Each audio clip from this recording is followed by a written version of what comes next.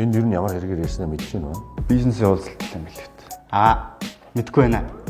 Наа шагнах гэж байгаа юм болов уу? За мэдгүй юм даа хаа. Та нааг таньж гин үү? Яасан. Өчтөр шин 23-аас өглөө 4 цаг хүртэл хаа нэмтээ явчихсан. Унтчихсан шүү дээ хаа. Гадны дүншүүдтэй л уулзалттай л байсан да. Би одоо юу ч ярмааргүй наа. Би өмгөөлөгчтэйгээ хамт сууж байгаа ярьж болох уу? Урчин чинь нөгөө студ дээр ингээд төмөө олонтойгоо Зүгээр ярил л да. урчин студ дээр байсан. Гэнэ?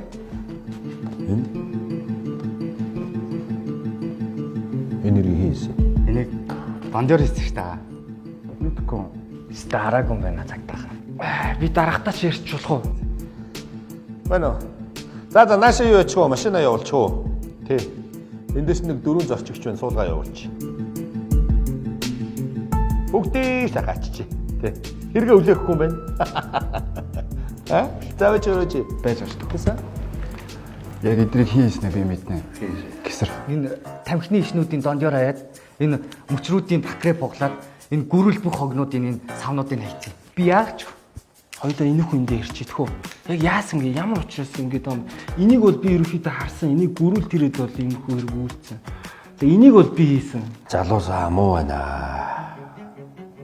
Та нарыг олон хүмүүс харж үлгэр дуурайлал авч байгаа шүү дээ. Өөрсдөө ийм байхаар чинь яах юм бэ?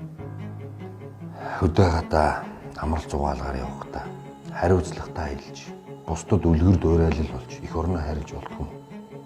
Энэ байгаль дэлхий чинь та нарын аав ээж гэр орноос ялгаа юу байна?